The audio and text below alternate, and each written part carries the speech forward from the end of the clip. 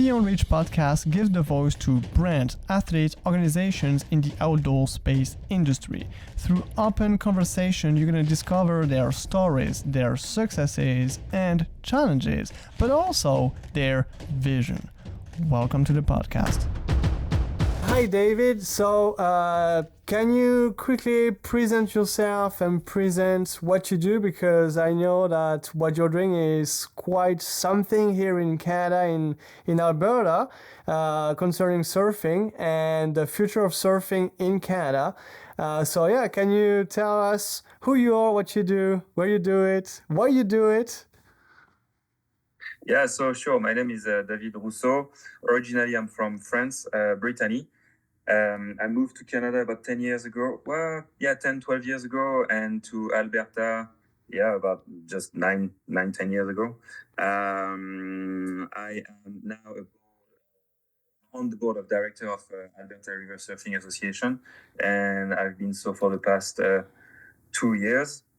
I've always been an ocean surfer, starting a little bit in Brittany, but mostly in South Africa when I lived there. And then I lived in Peru for 6-7 years. And this is where my surfing kind of exploded, at least my passion for it. And so when I moved to Alberta, I was kind of a little sad of, because the ocean is about 1,000 kilometers away. So for me, my surfing days were behind me.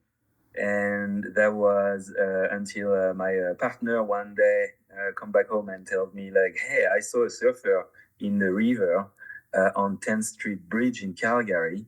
I think you should connect with them. And I don't know if you know Calgary, but 10th Street Bridge is in downtown Calgary. Okay. Like really.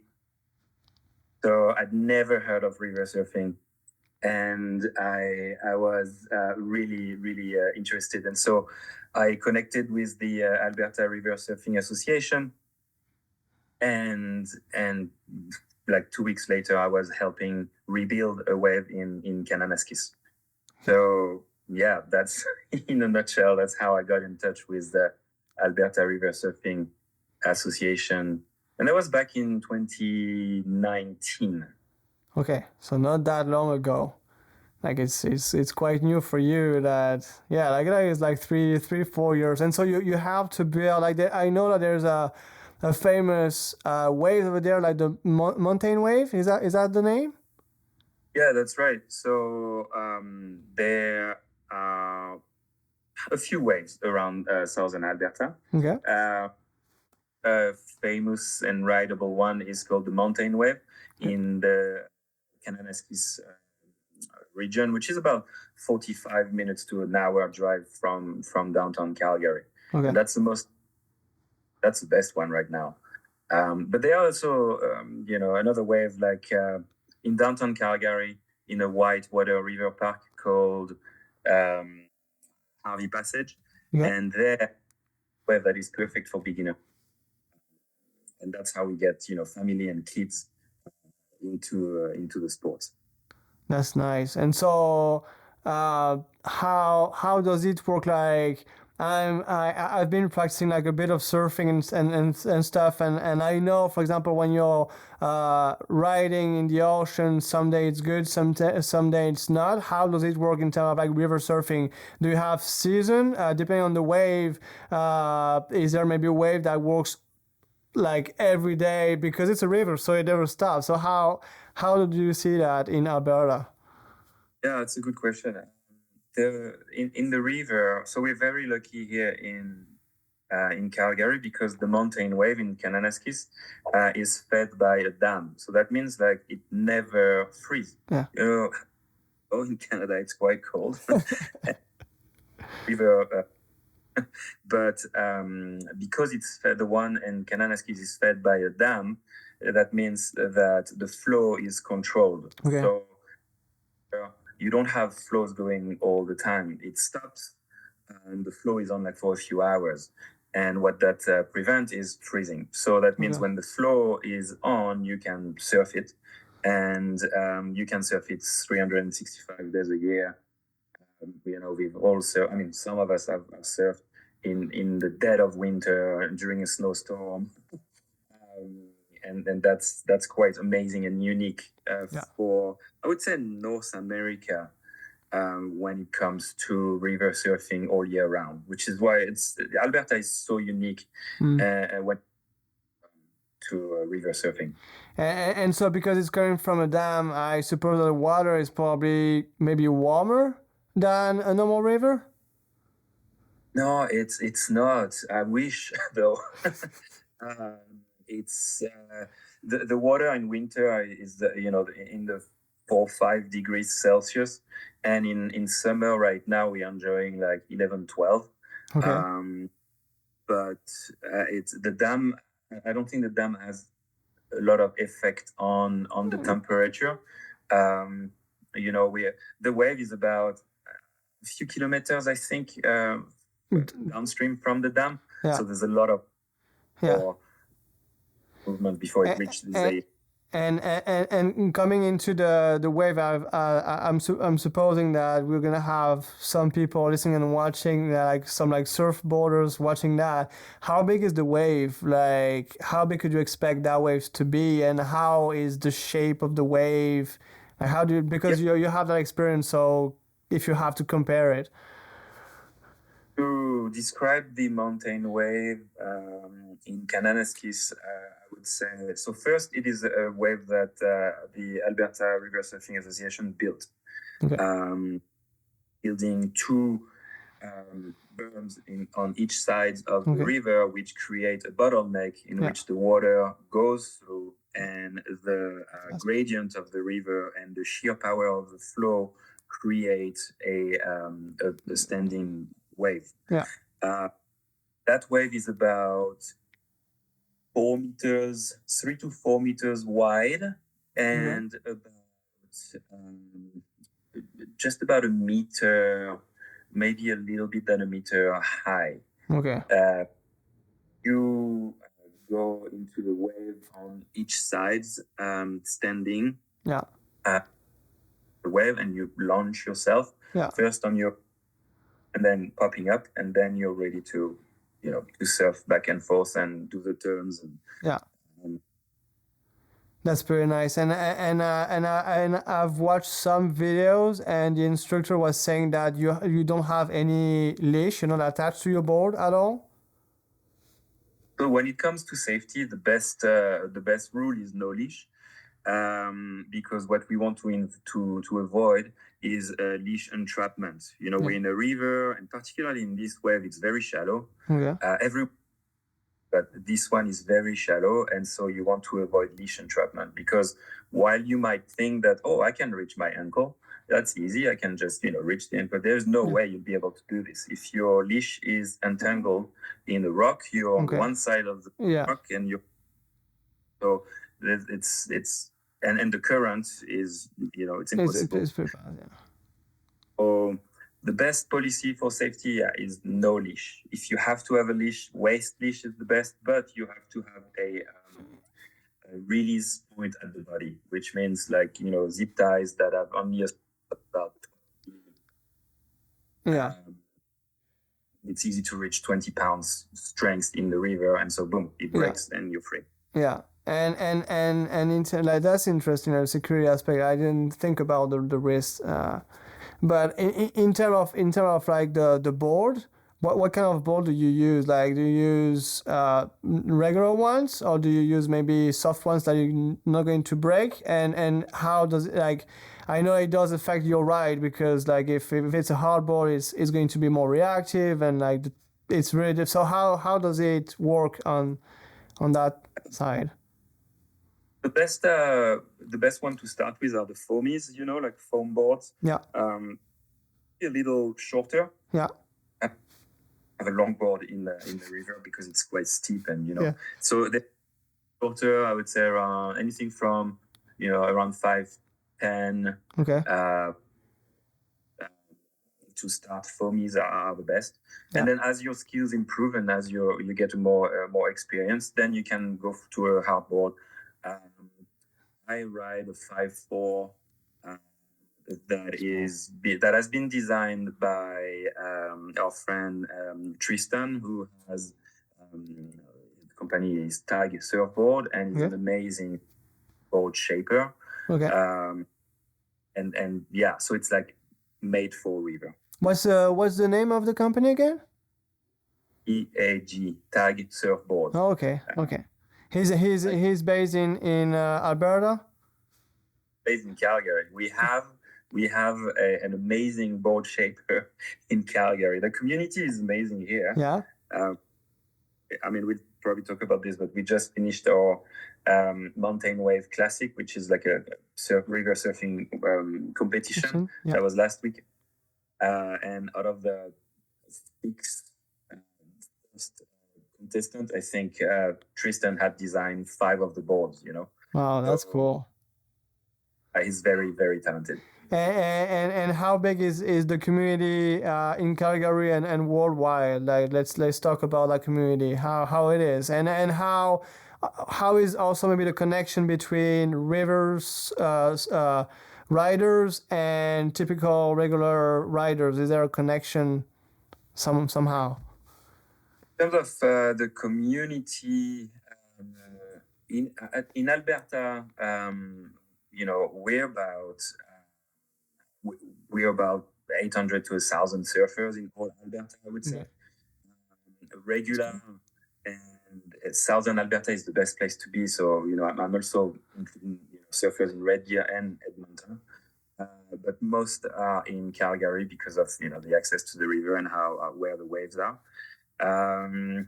Worldwide, the community is growing exponentially. Most driven by Europe and United States, but first Europe.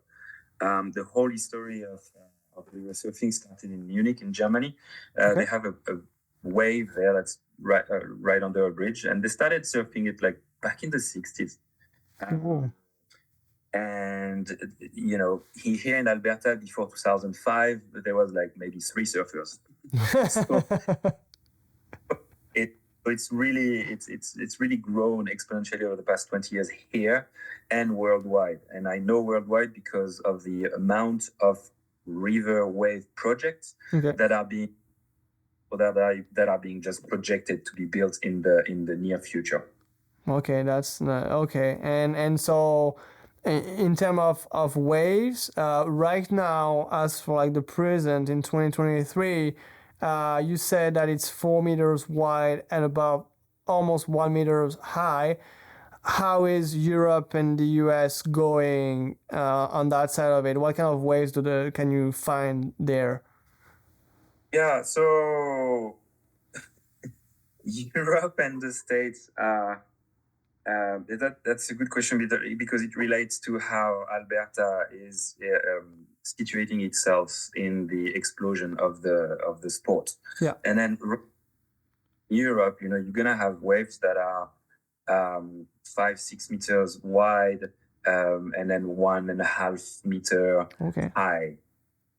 Gonna be really beautiful, and you can have surf events, like international surf events on it.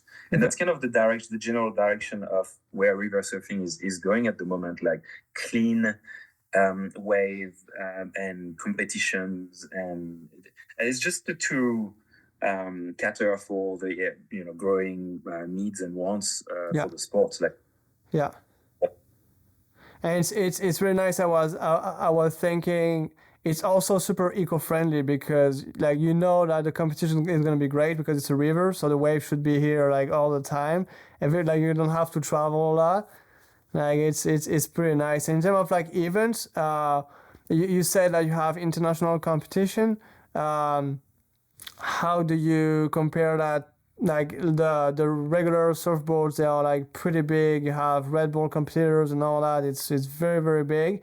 On the river surfing side, do you have pro athletes that are doing just that and make a living out of it?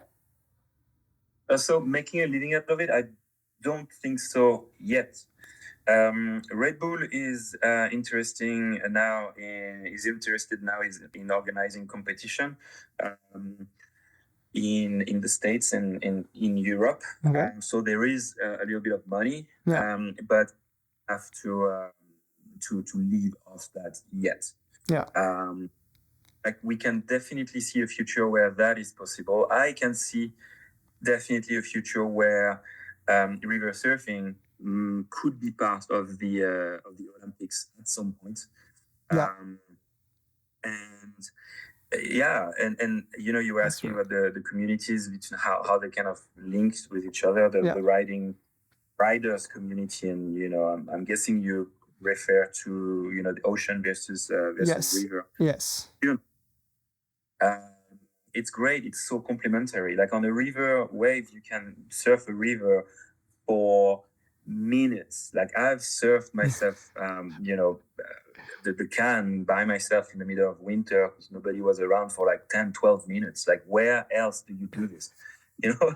And in terms of training, it's amazing because your technique on the surface of the wave is then, you know, you don't have to wait 2 hours in the ocean to grab that 30 seconds where you're going to surf the wave. And then, no, the muscle memory is being built way faster on river wave, an ocean wave. And then that translates very, very, very well. Okay. Like I'm a better ocean surfer since I started river surfing. Okay, yeah. So like, okay, so it's like the cheat code to get better at surfing is to go right on river surfing. That's interesting, and I see it maybe also like in skateboarding. You master a technique on a skate park, and then you can enjoy and get better faster, probably at longboarding and going down the hill and that kind of thing. Kind of like maybe the same similarity. That's very interesting. And so now deep diving into Alberta River Surfing, you said that there's a future in the Olympics, maybe, like you see it, and that's kind of the direction that you are taking, like trying to get bigger. So where are you, like right now you're at having like multiple different waves, like you said, and the mountain wave being an hour out of Calgary is kind of like the most popular. What can we expect in the next few months and years, maybe? What's the direction that you're taking? Yeah, well, I think, you know, with what we have in Alberta right now, it's incredible the community that we've created with the wave in the can and the wave in Harvey Passage. Because, you know, let's be honest here for a second. Harvey Passage is very tiny.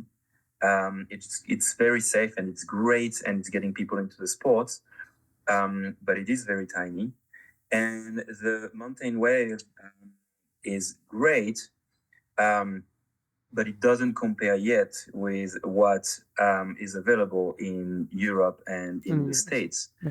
But just that, we've created an environment where, you know, we have festivals, we've got lessons, we've got, you know, an ever-growing community with wave projects. We had so all of that with just that.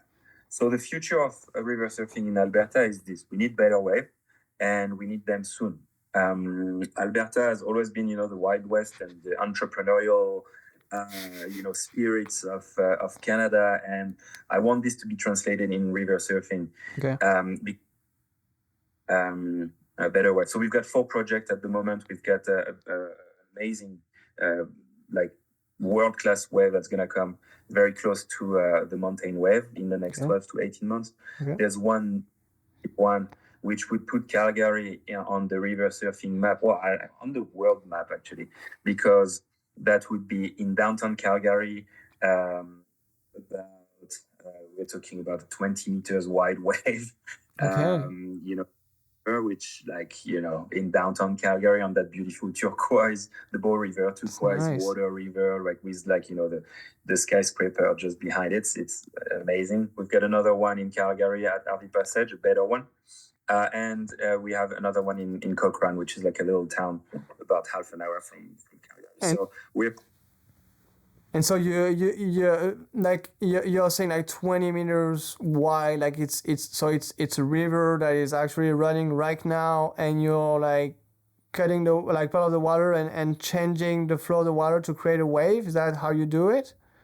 It's just putting a steel structure at the bottom of the river, a steel structure collapsible. Okay. So does some sort of a triangle. The water goes over and down, and then that creates a wave, and it's completely collapsible because this one would freeze over, and there's time of floodings in or high water in Calgary, and this would have to completely collapse so that it would impact on flooding, basically. And so there is also maybe like a question I have in mind right now is, do you struggle with environmentalist people, because like you're changing the river, so maybe ultimately people would be, hey, do you have that kind of problem? The value in of the foundation of the association, one of the values to foster the respect for the river and the environment at large. Number two, in Canada, which is great, there's a lot of rules and regulations. So before even touching a river, you need a file, or you have to have a project that takes a variety of environmental consideration. So that's we couldn't even have a project without thinking about fish and the impact on. So it's right, left, and center when we consider having a wave project. Okay, that's interesting. And so you are talking about funding. How do you fund that? Do you have sponsors? How do you process that? Yeah, it's a variety. The funding comes from a variety of sources. The community is great, has helped a lot. Applying for grants, provincial grants, and private funding. Like we raised for the money in the past 2 years for the wave in Kananaskis, the new one. We've raised about $500,000 in cash. So pretty good. So we're pretty confident when it comes to raising cash. We're confident about our ability to do it. And so $500,000 is great, but how much does it cost normally? Like, how much would it cost to rebuild a mountain wave type, and how much would it cost to build an Olympic 20 meters wide, 1.5 meters high wave? How is the budget doing? The project in Kananaskis, so we have the engineering stage right now, and we are receiving different quotes, but we've based our project on a wave that would cost about $300,000 to $400,000 Canadian dollars. That's for the mountain wave. The new one, adjustable, world class. And then for a project that is the one in 10th Street, that is the 20-meter wide and the 1.5 high, collapsible, and all this, you're looking at around 12 to 15 million. 12 to 15 million. Okay. Which is not a lot. Compared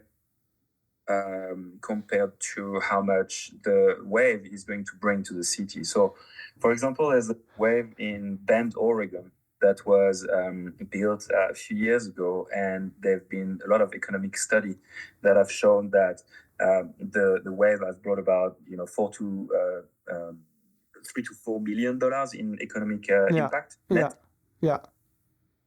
Calgary, we would plan on that to be very conservative, because Bend, Oregon would be like just a fraction of the size of the one in Calgary.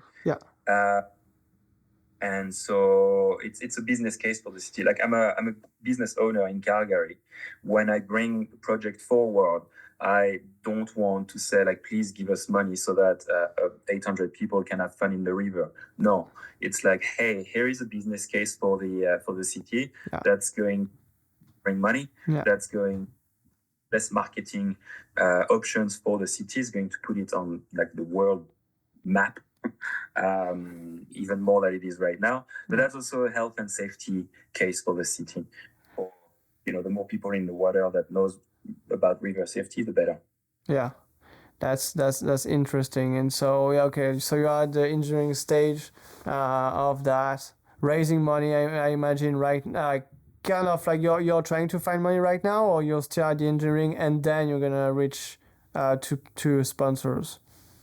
Mountain for the mountain where we've got the money, we are at the engineering stage. We are basically designing the wave right now, how it's gonna look, how we want the wave to perform. Okay. And because we are sharing the efforts, the money raising effort with the Alberta Whitewater Association. Okay. So we have a great kayaking wave. Okay. and wave. And in terms of promoting Alberta, you were talking that now, like if you have that wave, they have something that is marketing the city forever, if you take care of it, of course.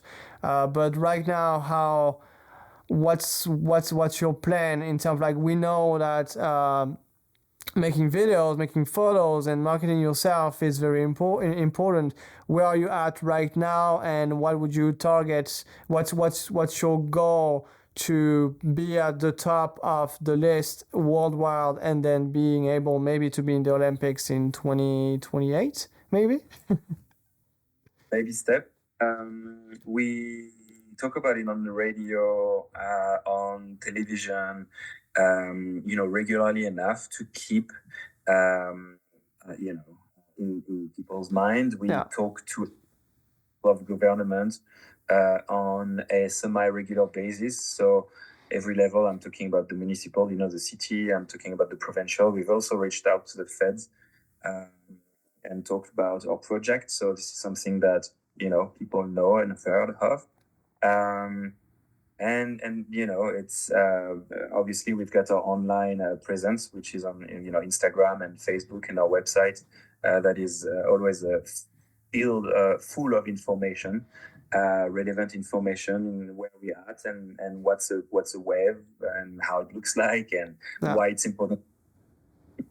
So that's why we raise that awareness constantly. And we've noticed that there's a shift, because over the past 12 to 18 months, people start contacting us. Oh, okay. We are not always the one contacting and sending email and saying like, hey, we're here. No, people now, our efforts, the results of our efforts is that people are contacting us. So when I say people, it's like, engineering companies or construction companies, and say like, hey, you know what, I'd like to donate 4,000 tons of rocks for the next wave build, or X amount of engineering hours, this sort of thing. So it is working. Yeah. But let's be honest here. It will having a brand new wave will have a tremendous effect on our effort. So right now, really, like the goal is to have a wave and see what we've been talking about for the past 15 years. It's right here. Yeah. The thing. And those private investment, do you know where they are coming from? How did they hear and being? How did they come to you? How did they get to know you? Do you know how they came to you? The result of those efforts, like when you're on radio and TV, when you talk about, when you have festivals, multi-event festivals in downtown Calgary, obviously it's going to reach someone who's going to have that sensitivity. It's like, oh, I didn't know. Yeah.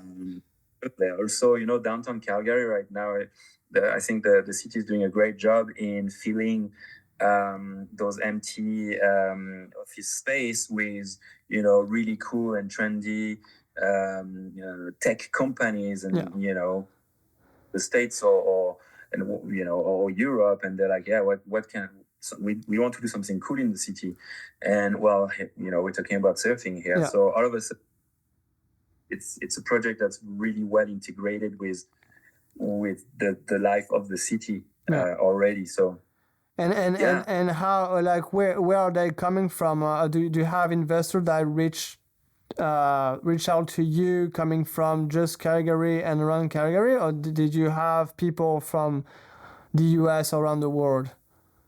So right now it's really local. It's great that it's local. Like we want the local companies and local individuals to be passionate about it the same way we're passionate about. So And do you know what could help you to maybe have sponsors from the or people interested into it from the outside? Do you have a plan, or do you know what's the chance right now that is retaining you from going and having that kind of contact? But really, like the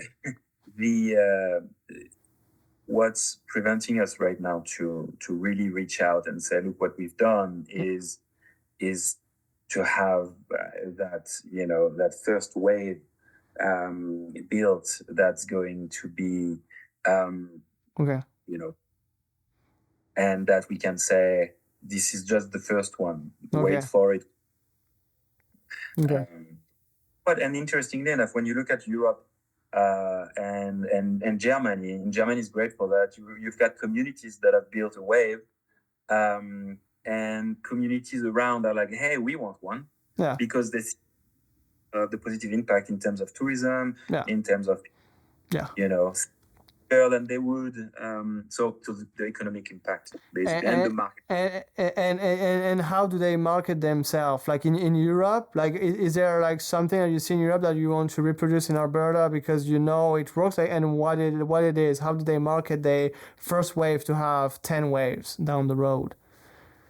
How they market themselves is by having competitions, by attracting sponsors like Red Bull to have competitions. There is a gentleman called Quirin Holder. He's a German guy, and he has created the Rapid League Surfing, which is a river. Well, it's not only river, but it's like a standalone wave surfing. So there's a few technologies here. We can talk about this if you want. But so Rapid League Surfing, which has sponsors, and that's the athlete I was talking about a little earlier that gets a little bit of money, not yet to live fully from, but there's a league there. So that.